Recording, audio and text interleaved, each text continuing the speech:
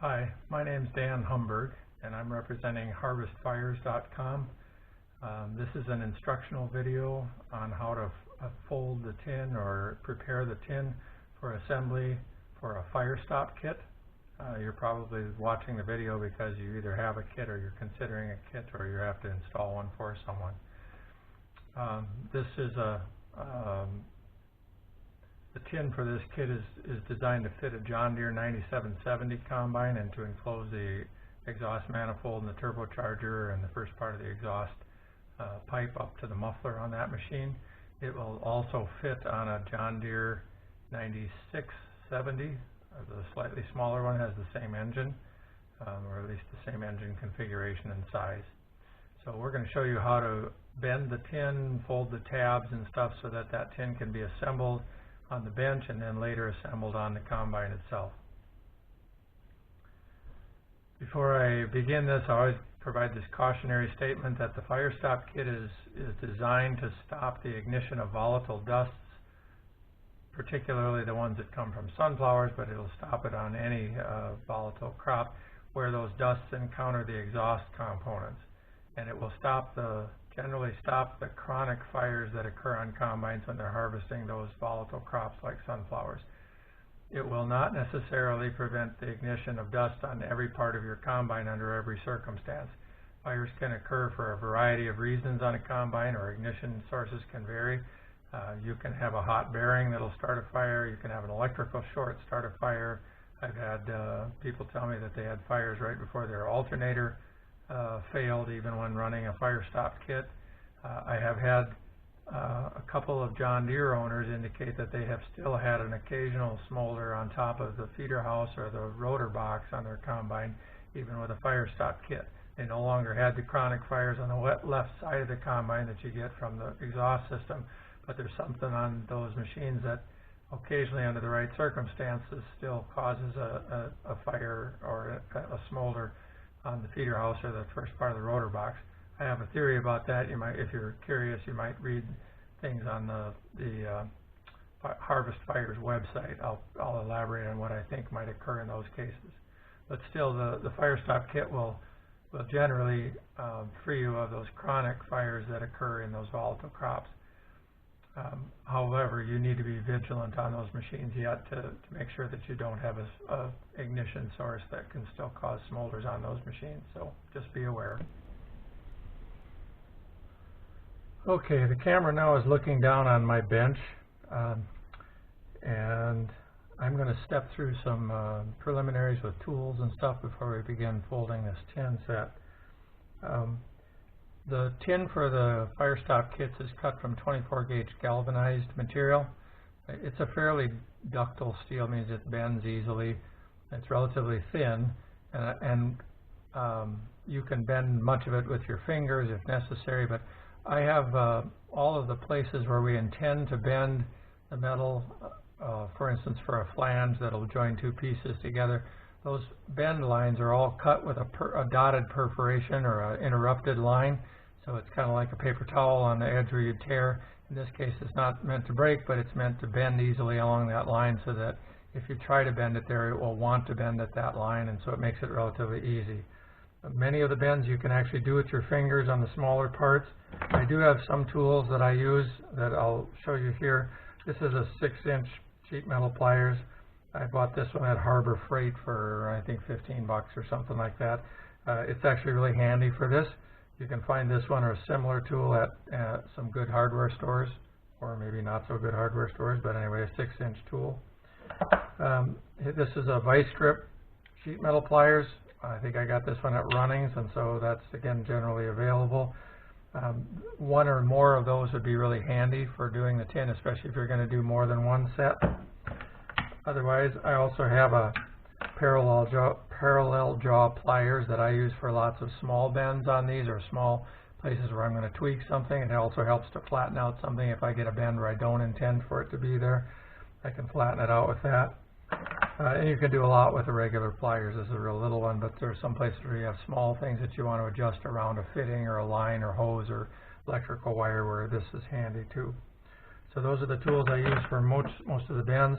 I do keep a sheet metal shears around, because I do occasionally have a place where the a part didn't get cut quite all the way to an edge or something, or you may need to trim around an opening or something like that. So you may eventually want to have a decent shears, metal shears.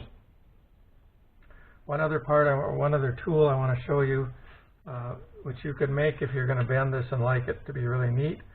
This is kind of a poor man's sheet metal brake. It's just an angle iron, in this case 1/8 inch by 1 inch flange angle iron, and I have a 1.5 inch by I think 3/16 piece of strap or flat stock. It has a bolt on each end. The bolts are relatively loose. The overall length of this one is probably 37 inches, something like that. The longest piece we need to bend is about 35 inches, or maybe 36 inches. And so in this case, if I've got a long, narrow flange and a long one, I'll put it in this to bend it if I can. I'll slip it in there in between those two, the angle iron and that flange or that strap, and then I'll put the overall thing in a vise. I've got a post vise right next to me here, but you can put it in your bench vise. Tighten it up tight and line up the dot before you tighten it. Line up the dotted line of the bend right on the top edge of this. Tighten it up, grip it tightly, and you can force the piece over to make the bend either direction by hand. And it also allows you to crisp up that bend if you need to with a ball peen hammer. That's the other tool I have. Is a small ball peen hammer, but you can tighten up a bend a little bit frequently if it doesn't want to bend real sharp with a ball peen hammer over that edge. So, all right, I have what I call part number 1. The parts are generally numbered. In this case, the guys that cut them with a laser for me mark every part with a Sharpie as they come off of their cutting table. This one's marked 70 for John Deere 9770, and 001 is the part number. I can't guarantee that they will always do that, but if they do, it's got a part number on there. I also have the software, the design software that I did this with. I put a number on here so that it will cut that number through with the laser. Very fine cutting curve, so it really won't hurt the part at all. But in this case, the part number should be right here. And there's an underscore cut through so you can tell which direction the number's oriented if it's something like a 6 or a 9. In this case, they had that feature on their software turned off, so the laser cut the underscores because it's a line segment, but it didn't cut the numbers because that's a character. So I've marked those on these, but you should be able to find a number on each one that's cut through, and that's also the part number. Should match this except without the 00. So this is part number 1. This part number has,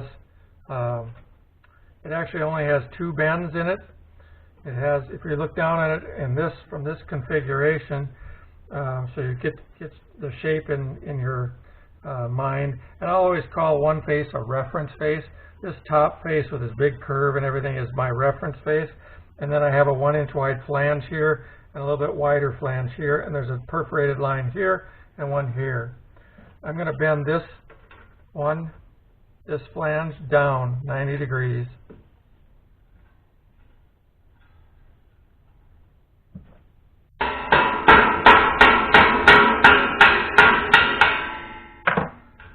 Some of the times when the laser cuts this, it doesn't always cut. In this case, they had it set a little bit fast or whatever, and some of these perforations didn't cut all the way through.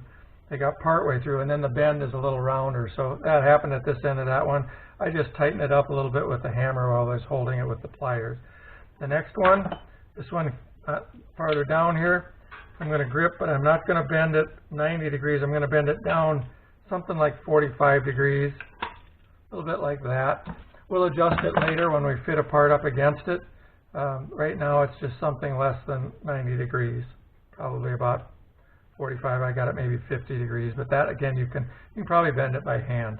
So that's piece number 1, and that's all the preparation bends for that one.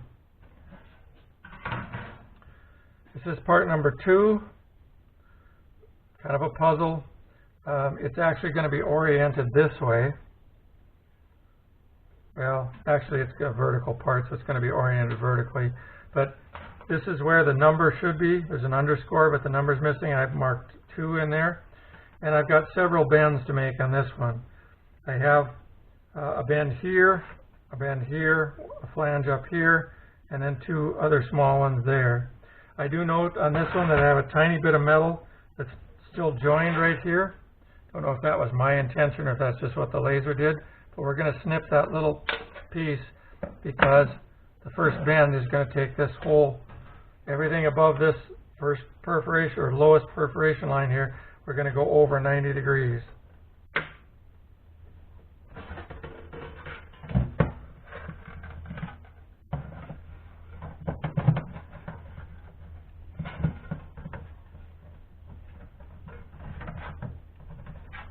Okay, that's 90 degrees. We're going to take the one right above that, so we have an inch wide flanger. We're going to bend the rest of this up towards us.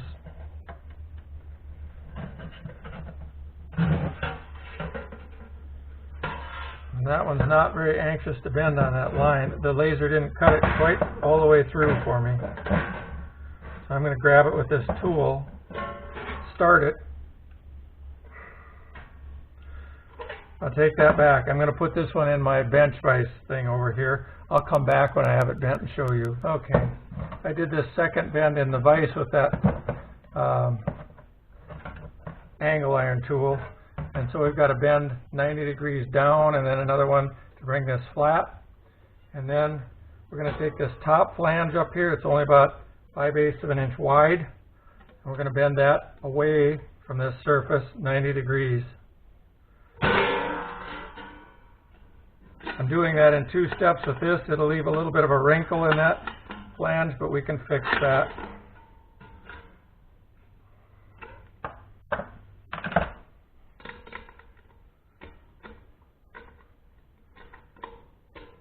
There we go. Okay, so the first 3 bends, this one down, that one flat, that one away. And that leaves me with these 2 down here, these 2 angled ones. Those are going to bend down in away from this face, but again, not 90 degrees. I'll just bend that in about like that, about like that. So maybe, I don't know, maybe 30, 40 degrees, 40 degrees for now. We can adjust them later when we assemble to make sure something fits up against that. So that's part number 2. All right, we've got piece number 3 here. The Sharpie mark from the guys that did it is there as a number 3. You can look at the shape. There's also, this is maybe the first piece that has one of these, what I call a keyhole cut. This is one where the laser didn't make it all the way through, so I've got it partially cut into the steel on this side. I can see it on the back side, but it isn't cut through. I will fix that later on. I'll cut that one, this particular one, and ask them to cut through on your kit when you buy one. In this case, we would push that keyhole. If you look at the face that we're looking at with this cut here on my side and these on this end, we would push that keyhole up towards me a little bit just to start it open. That's a place where we're going to let some air out of the box, and we would open that up just a little bit. I can't do that now because it's not cut through, but I'll do it later on. Okay, let's look at this side. This is the, oh, and by the way, I could not find a place where there should be a laser cut number on this. I'll check that in the model and see if I can get that one added to that one.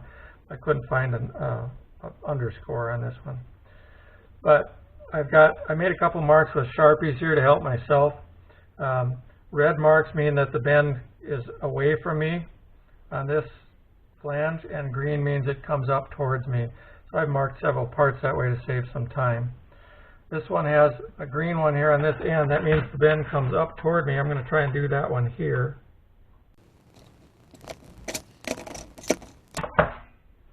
Okay, that one's up 90 degrees. And then this long one here is going to go down 90 degrees. And that appears to be cut through, so it should bend. I'm going to bend it in a couple of steps with this.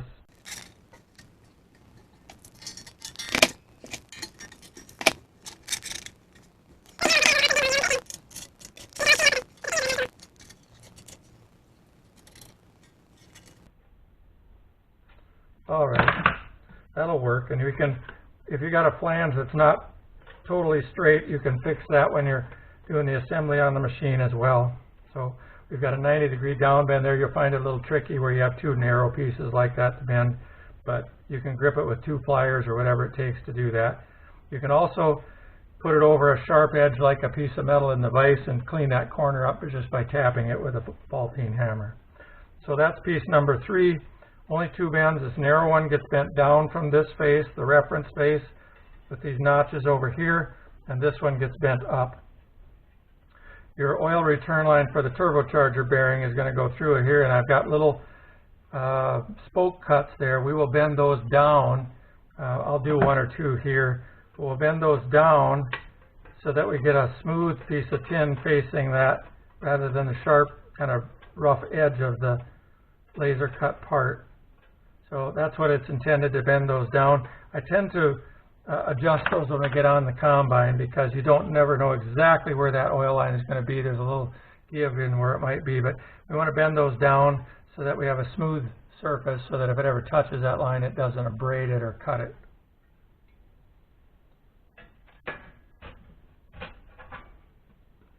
Part number 4. Number 4 should be on this flange over here looking at this face. Okay, I'm back with piece number 4. Number 4 is kind of a complicated piece. It goes on the left-hand end, right, faces your radiator.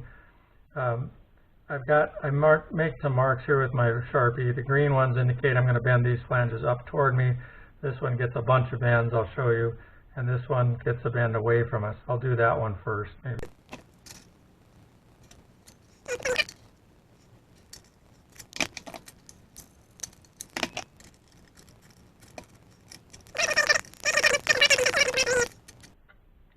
Okay, so those 3 flanges are bent up, generally 90 degrees, but it could be a little less than 90, and when you tuck it in there, it'll fit up against the block casting tightly. Now here, I've got a bunch of perfs crossways here. The first one is going to bend down, something like about 45 degrees, about like that. The other one's going to bring it back parallel to the face, like that. Next one's going to bend it back out. Let's see if I can do that with this tool. There, that's better. Better to grip it with that.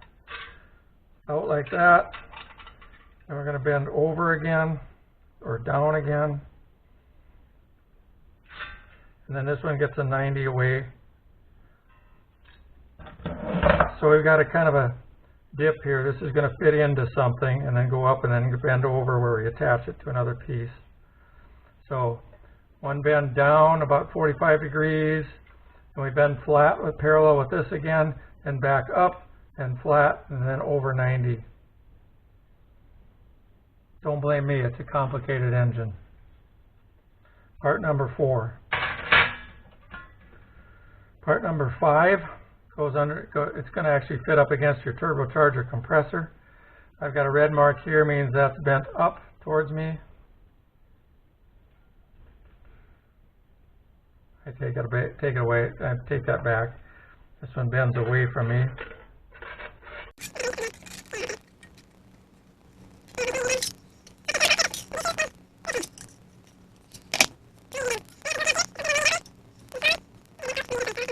So, looking at, this is my reference face because you can tell the shape, you can identify the shape.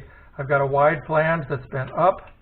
I've got 1, 2, 3 flanges bent down, away 90 degrees, and then that double flange, that second one on here, is bent out to match up with this one in terms of height.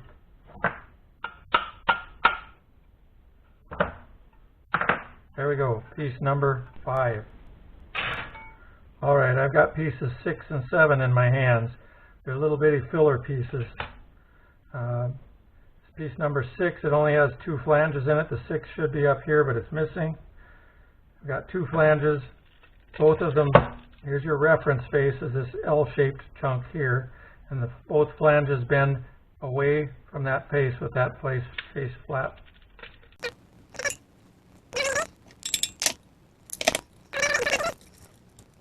Second one down 90, so 2 90s. Let's look at that again. Piece number 6, got this shape here, and the 2 flanges bend away from it. Piece number 7. I'm going to take the 7 should be down here on this flange, this 1-inch flange. I'm going to bend this in like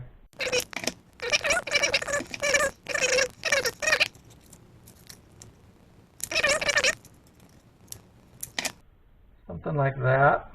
If you look at, you can see that angle. You can adjust them with your fingers, it's not hard. And there's another little cut here, and that's actually going to be another bend, and it's going to be, so the piece is a little filler piece, and you'll see when we get to putting it together on there, you'll see where it fits in there, and you may have to adjust these bends, but you can do it all by hand. So piece number 7, I guess I'd call this the reference face, in that case, flange down, these two side ears bent up, and then this whole thing bent up a little bit in here. Maybe that's easier if I hold it close to you.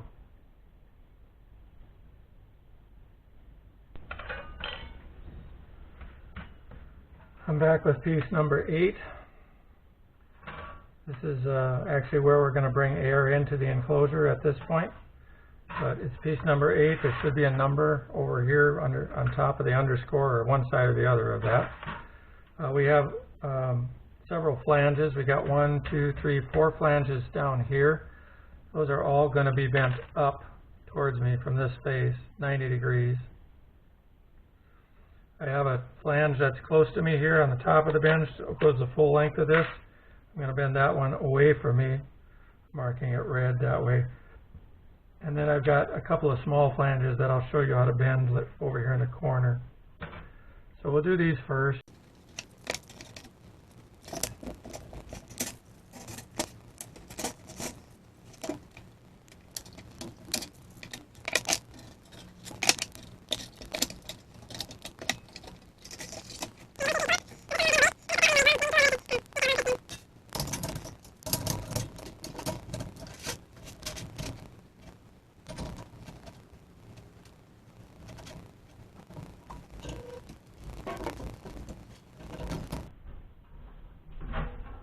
I'll just show you in case that I didn't get any of that, but I've slipped it in between, tightened the vise, and bent it over, so you get a nice sharp edge on all of that perforated line. Okay, so we have a long flange bent along the top edge there of this piece. Now I've got a couple little pieces or little flanges here in the corner. This one is going to come out. Something you could do 90 for now, but it's probably going to get bent down later. And this one should bend around 90 degrees underneath here like this, I think. We'll find out if I remember correctly when we do the assembly. So that's piece number 8.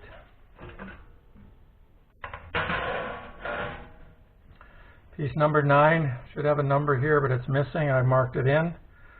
I have this flange and this flange are going to be bent away from us.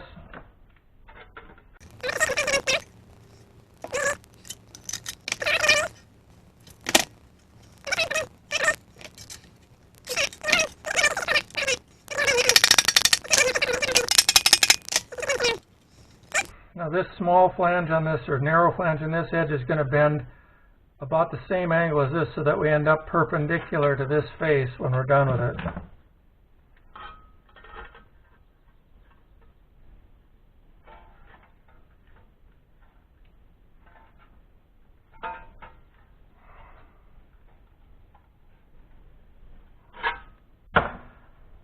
There, that's close enough. We'll come this way, bend this way, and this will hit the long edge going that way when we assemble it. Now this one, I'm not absolutely certain. I'm thinking that this one goes down away from the reference face here. And I'm going to bend it, and I might be wrong. We'll find out when we do the assembly on the machine.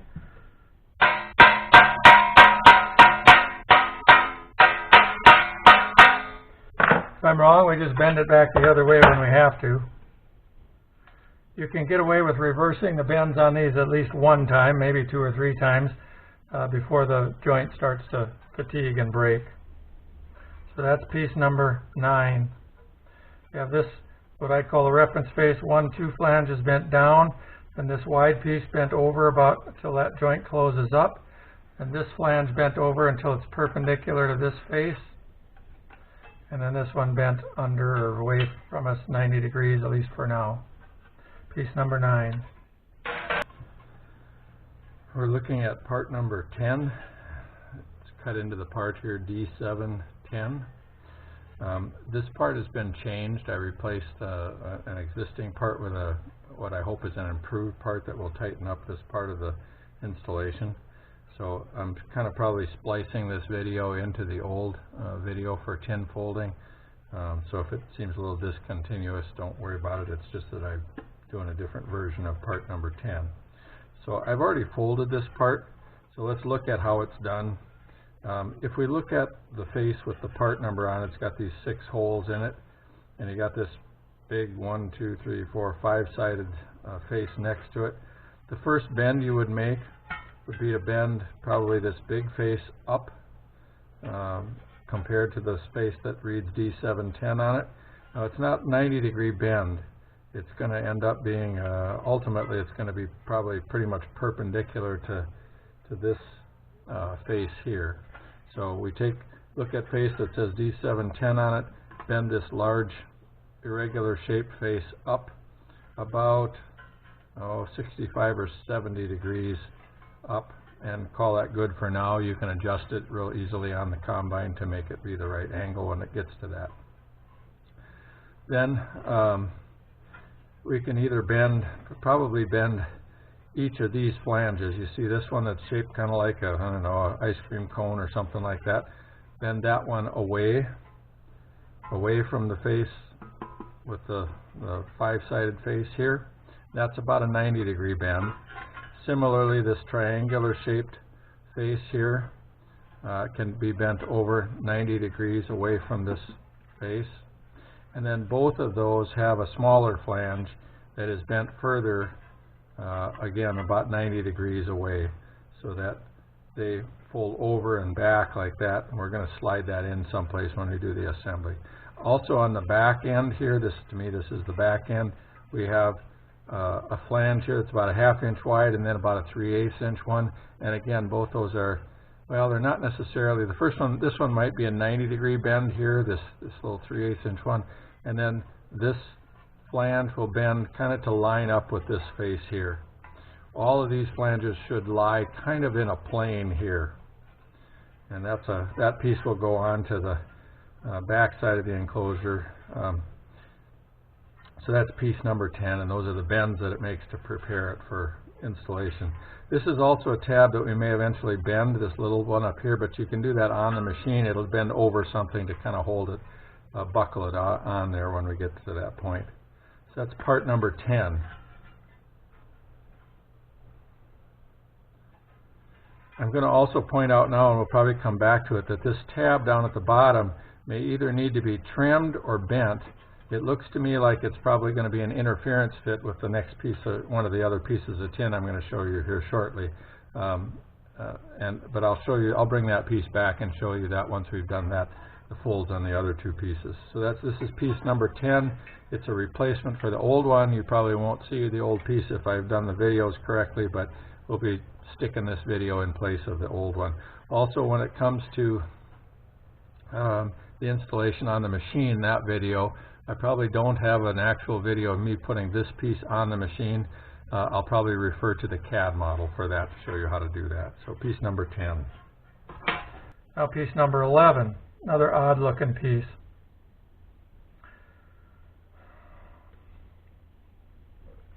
Okay, I've got the underscore here. You should probably have an 11 right there. Now we've got actually 2 important bends. The rest we could make when I do the assembly. This one, I believe, is going to go over about 45 degrees. This one, I think, is going to come out 90 degrees. And these little ones will go back about 45 degrees, these 2, but you can adjust them so easily. You can do that when we do the assembly. These are there to bend. We've got a line that runs through here, and we can kind of adjust these or bend them to accommodate that line when we get on the machine. This is going to go underneath where your pressure line enters the turbocharger, and so we cut around that there. So piece number 11, we start with this face, bend this flange down about 45, this one out 90 degrees, and these 2, you can start them down, but you don't have to bend them too far. They're real easy to bend in the installation. 11. Okay, this is piece number 12. I don't see where the number would be cut through it anywhere on here. I'll see if I can't get that fixed. doesn't surprise me that, oh yeah, maybe should be right here in this corner, but in this case the laser just barely etched this stuff. It didn't cut through at all where it was supposed to. So I've really got just a dotted line marked here on the flange bend, and the underscore would be the same thing. And these two keyhole cuts didn't get cut through either, so I'll have to cut those myself. Anyway, the good news is we only have a single flange bend on here. This is a 1-inch flange all the way along this top edge. Look at the shape. I've got like a big square with this funky thing in the corner cut out. This flange along the top is going to bend down away from us. And I'm going to turn you off and come back when that's bent, because I'm going to have to do this in my bench tool or my vise tool, because there is no cut through on that. It's just going to be a long bend. All right, we're back with that. I ended up pushing that one over and kind of forging it a little bit with the hammer to crisp that edge, because it wasn't cut through at all.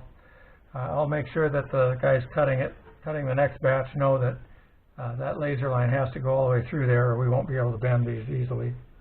Anyway, that's part number 12.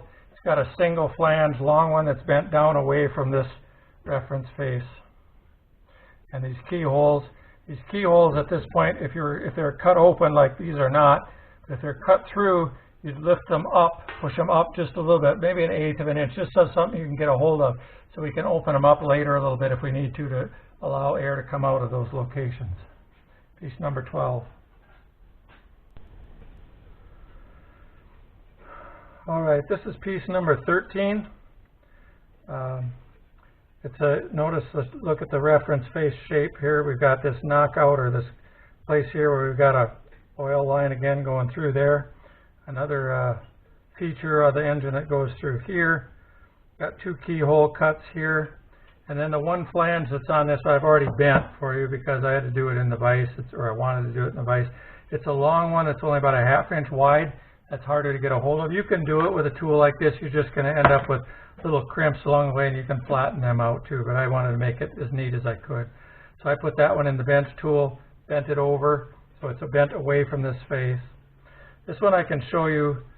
This piece is actually going to go in like this underneath the exhaust manifold, runs right here. And I've got these keyholes. This one's actually cut through the way it's supposed to. So I'm going to push that one down a little bit. This one's not finished, so I can't do that one, but I'll push this one down so you can see what I mean by those. You just lift them up or push them down in this case, so that they dump air out of this. And the air is, the engine air, the radiator air is moving this direction underneath this, and so this way it'll loft over this thing, and it'll actually help pull some of our air through the box. Anyway, so those two and this one would go down from this face a little bit, like that.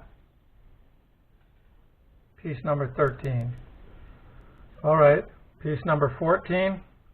Let's look at this. We've got, you can use this as a reference. Here's a little L-shaped piece. I've got a keyhole here. I can tell you right now that keyhole, we can push it down just to make sure we've got it started in the right direction from here. And now our bends are going to be, this one's going to bend up 45. This one's going to bend up 45. This will bend in 90, or up 90. And this one is up 90. I think these are all up 90.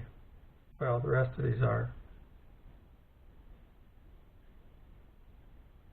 Oh, this one's going to be up 45. So let's do that.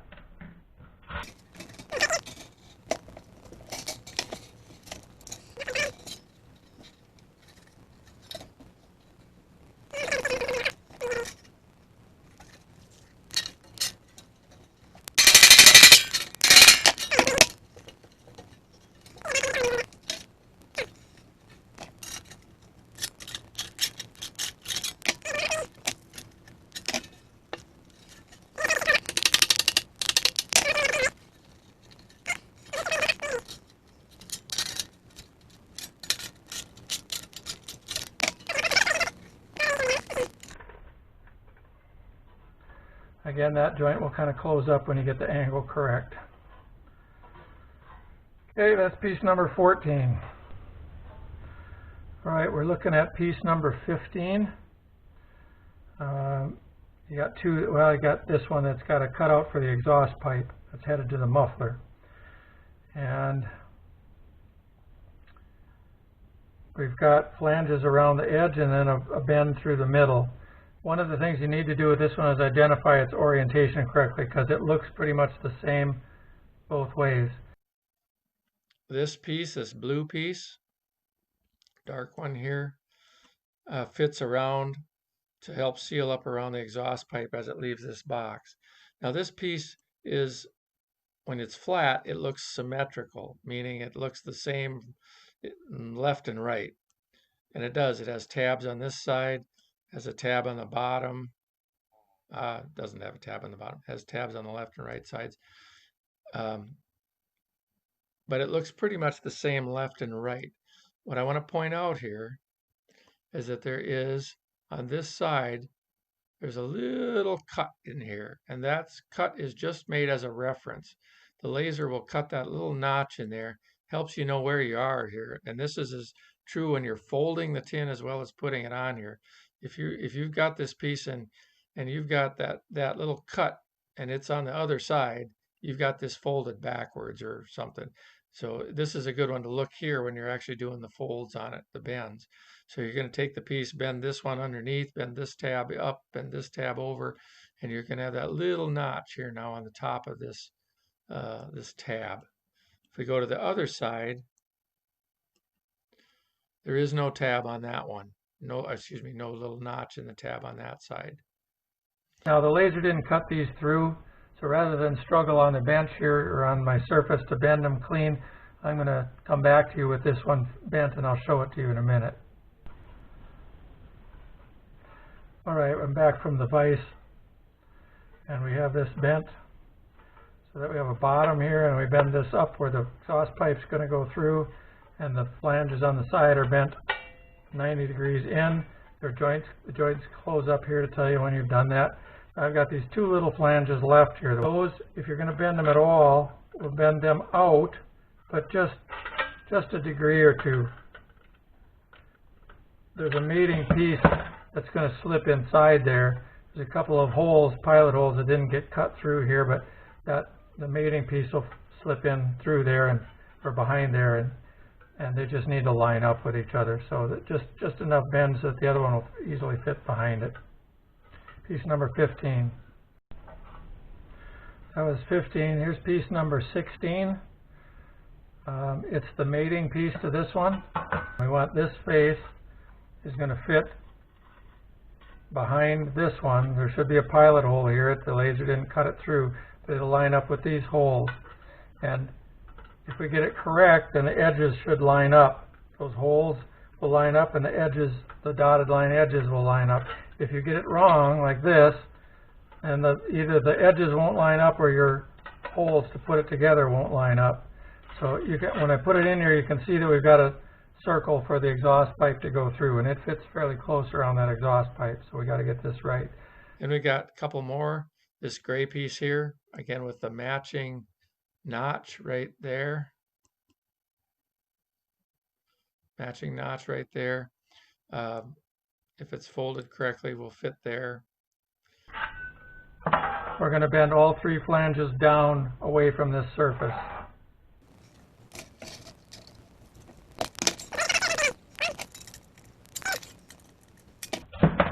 3, and we're done with that one. And it'll fit when we need it to. Piece number 17. This is kind of the top cap to the entire thing. 17 should be down here, but it's again missing.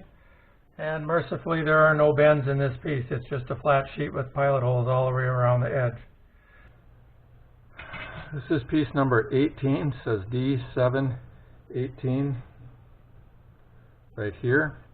The part does not require any bends prior to installation. It has a slit cut in here and then this opening, and we have the pressure line for the turbocharger bearing will angle through here about like my little fingers going through there, and so we've cut a slot that's probably bigger than it needs to be, but we need to be able to fit that oil line through there. And to do that, you'll end up splitting this apart and then closing it back up, and and then these screws go on to the previous, or to part number 10, the bottom end of part number 10. So that's D18. It doesn't require any bends, but it does, you will end up opening this up to go around that to do the installation of it.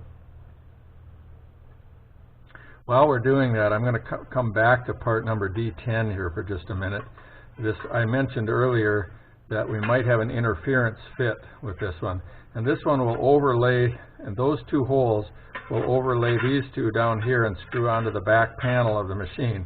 But right now, in order for me to do that, you notice that this piece wants to bump into that one. On the first installation I did, I managed to fit these together on the machine without that interference, but those were thinner pieces of aluminum flashing I was using to make patterns at the time. So this one may either need to be trimmed off or bent down to fit up against that face to allow this one, allow 18 to come up flat here against this and not get bent out of shape by that one. You can adjust that on the machine. I would probably prefer to bend the parts if I could rather than cutting it off, because you cut it off and you lose the ability to seal up something with it. But whatever you need to do to make those two fit together on the machine. Again, watch the CAD model explanation of that during the installation to see how those two are placed on the machine. So part number 18. Part number 19. See if I can get that so you can see it. Well, maybe not.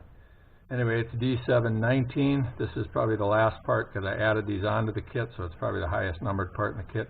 It has a single bend. We have this L-shaped end on it, and this 1-inch flange bends away from that L-shaped face down this way. And that piece will slip into place, and there's a couple screw holes there to attach it if those screw holes can be lined up with the ones on the existing kit. Again, this part is also will be explained with the CAD model rather than an actual installation video on the combine. I'll stick the CAD model in place of that part installation on the combine because I haven't been on a combine to do these last couple parts. I made the patterns on the combine, and so I know that they would fit, but I neglected to video that when I was on the combine. So here's the last part, D719, single bend there like that.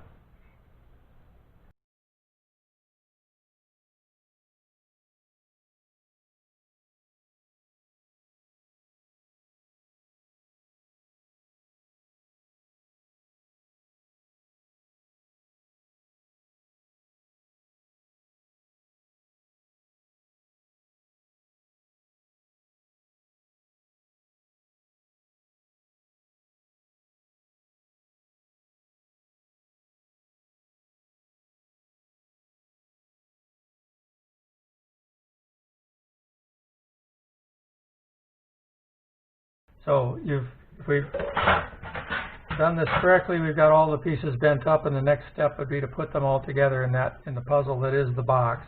I'll come back with a separate video for that process.